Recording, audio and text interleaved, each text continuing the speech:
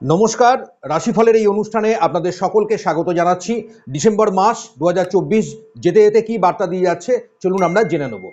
প্রথমেই আমরা দেখব এই মাস অর্থাৎ ডিসেম্বর মাসে গ্রহের অবস্থান কি জায়গায় থাকছে। 1 থেকে 15 তারিখ পর্যন্ত বুধ থাকছে বৃশ্চিক রাশিতে এবং বক্র গতিতে।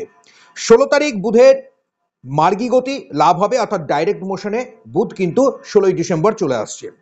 2রা ডিসেম্বর খুব গুরুত্বপূর্ণ, কারণ 2রা ডিসেম্বর শুক্র প্রবেশ করবে ধনু রাশি পরিত্যাগ করে মকর রাশিতে।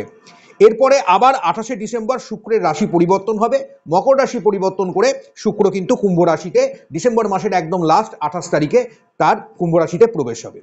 আপনারা জানেন মঙ্গল এই সময় কিন্তু একদম নিচস্থ অবস্থায় আছে অর্থাৎ কর্কটের ঘরেই আছে এবং মঙ্গল বক্র অবস্থানে কর্কটের ঘরেই আসবে 7ই ডিসেম্বর। 15ই ডিসেম্বর খুব সিগনিফিকেন্ট, কারণ 15ই ডিসেম্বর রবি প্রবেশ করবে ধনু রাশিতে। শনি নিজের ঘর অর্থাৎ কুম্ভ রাশির ঘরেই সে স্ট্রেট মোশনে আছে। বৃহস্পতি আছে বৃষ রাশির ঘরে এবং বক্র পজিশনে। রাহু আছে মীন রাশির ঘরে এবং তার সপ্তম ঘর অর্থাৎ কন্যা রাশির ঘরে কেতু অবস্থান করছে। সোয়া দুদিন অন্তর চন্দ্রের অবস্থান পরিবর্তন হচ্ছে। এটা হচ্ছে সার্বিক ডিসেম্বর মাসের গ্রহদের অবস্থান। এবার আসুন আমরা একে একে জেনে নেব এই মাস আপনাদের জন্য কি কি বার্তা আনতে চলেছে। এবার চলে আসছি যাদের কন্যা রাশি, তাদের ডিসেম্বর মাস কি বার্তা দিচ্ছে চলুন রাশিফল আমরা জেনে নেব। আমি এই অনুষ্ঠানটি সম্পূর্ণ করছি মূন রাশি নিয়ে, আপনারা কিন্তু লগ্ন ধরেও এই অনুষ্ঠানটি দেখতে পাবেন। এবার বলছি প্রথমেই আপনাদের স্বাস্থ্যের জায়গা কেমন থাকবে। দেখুন, স্বাস্থ্যের জায়গা কিন্তু কন্যা রাশির ক্ষেত্রে 1 থেকে 15 তারিখ একটু সাবধানতা অবলম্বন করতে হবে। ছোটখাটো রোগ জ্বালা এই সময় আসতে পারে, কিছু ক্ষেত্রে রিভিল হতে পারে, পুরনো কোনো রোগ ব্যাধি আবার কিন্তু রিটার্ন করতে পারে। 1 থেকে 15 তারিখ বারবার বলছি এই সময়টা কিন্তু বেশি করে সাবধান থাকুন। 16 তারিখের পর থেকে ডিসেম্বরের সময়টা ধীরে ধীরে কিন্তু পরিবর্তন হবে এবং সেটা অনেকটাই বেনিফিট এবং ভালো দিক তৈরি হবে।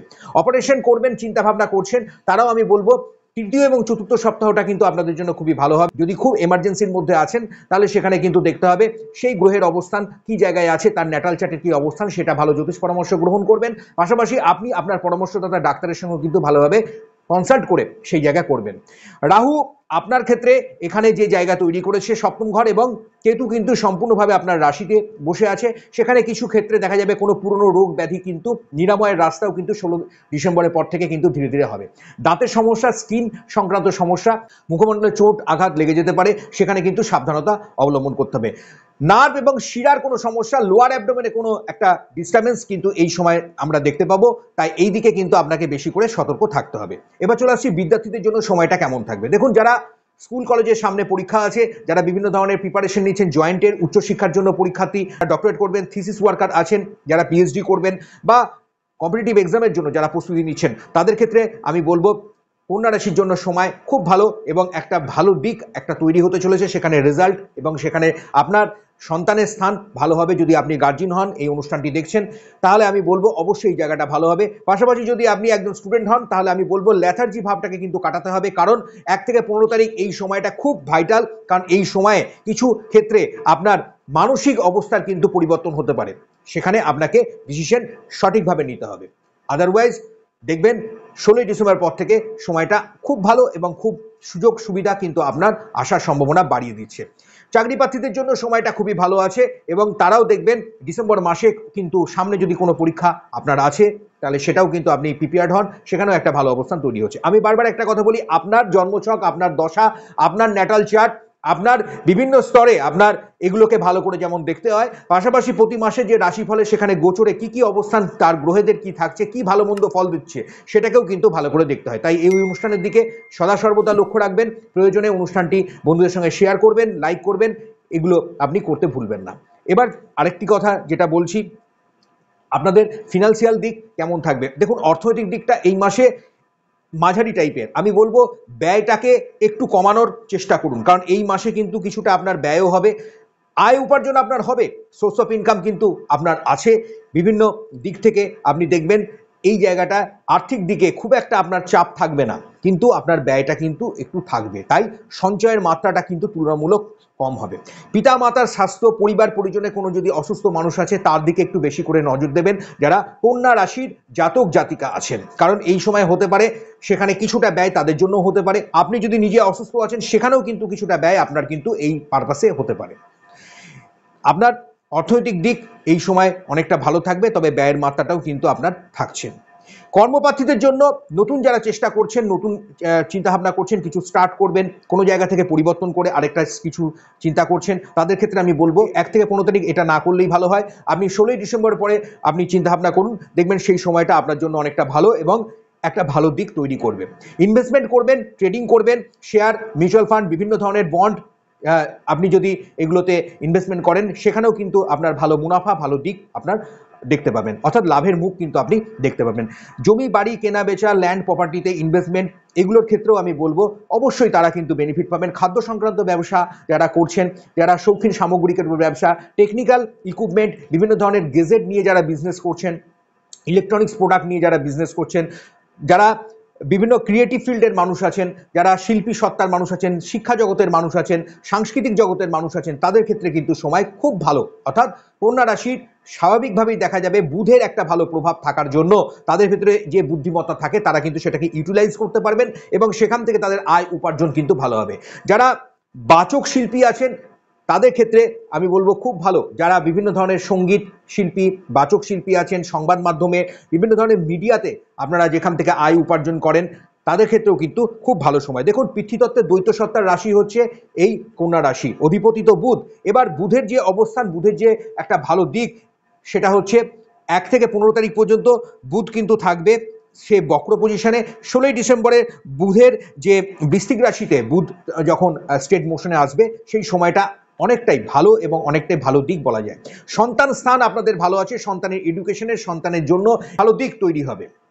যারা বাইরে যাবেন, যারা বিদেশে যাবেন চিন্তাভাবনা করছিলেন, বা আপনি যদি আপনার রাজ্যের বাইরেও গিয়ে কাজকর্ম করার চিন্তাভাবনা করেন, তাহলে এই সময়টা অবশ্যই আপনার যোগাযোগ বৃদ্ধি পাবে এবং সেখান থেকে অনেকটাই লাভবান আপনারা হতে চলেছেন।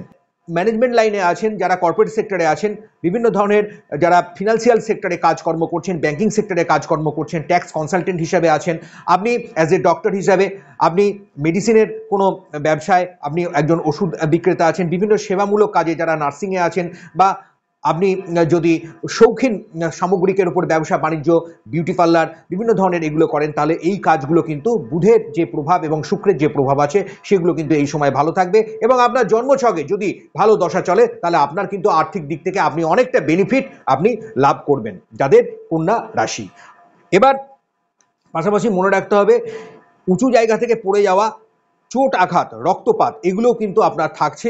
মনে রাখবেন, মঙ্গল নিচস্থ আছে, সেখানে আপনাকে কিছু সাবধানতা অবলম্বন করতে হবে। দাম্পত্য রিলেশনশিপের জায়গা খুবই ভালো থাকছে, সেখানে আপনি দেখবেন আপনার পার্টনারের সাপোর্ট পাবেন। পরিবার পরিজনের সঙ্গে সুসম্পর্ক আপনার বজায় থাকবে। কোনো কারণে কোনো মানুষ হয়তো কিছুটা দূরে চলে যাচ্ছিল, সেখানেও দেখা যাবে এবার ভুল বোঝাবুঝি, মিসআন্ডারস্ট্যান্ডিংগুলো অনেকটাই কমবে।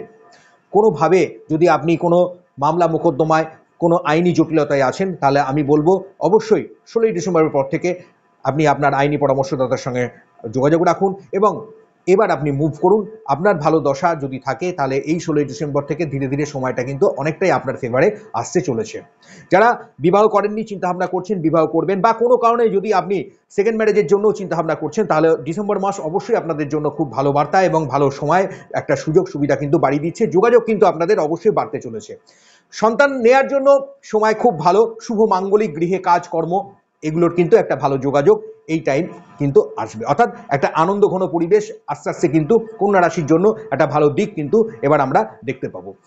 পাশাপাশি যারা প্রেম রিলেশনশিপের আছেন, তাদের ক্ষেত্রেও কিছুটা ভুল বোঝাবুঝি হতে পারে, সেখানে একটু সাবধান। অর্থাৎ কোনো তৃতীয় ব্যক্তির একটা সন্ধিহান মানুষজনের কিন্তু একটা চলাফেরা, একটা খারাপ একটা ইঙ্গিত, সেটা কিন্তু কিছুটা হলেও আপনাকে ডিস্টারবেন্সের মধ্যে রাখতে পারে। তবে ডিসেম্বর মাসের লাস্ট দুটো সপ্তাহ আপনার জন্য খুব ভালো, প্রথম দুটো সপ্তাহ একটু সাবধানে অবশ্যই আপনাকে থাকতে হবে। আপনার ক্ষেত্রে শুভ সংখ্যা, আপনি যে সংখ্যাগুলো, যে আমি বারবার বলি মূলাঙ্ক, অর্থাৎ আপনার এই মাসের যে যে সংখ্যাগুলো ধরে যে যে ডেট ওয়াইজ আপনি ভালো ফল পাবেন, তার মধ্যে হচ্ছে 5 এবং 6 সংখ্যা।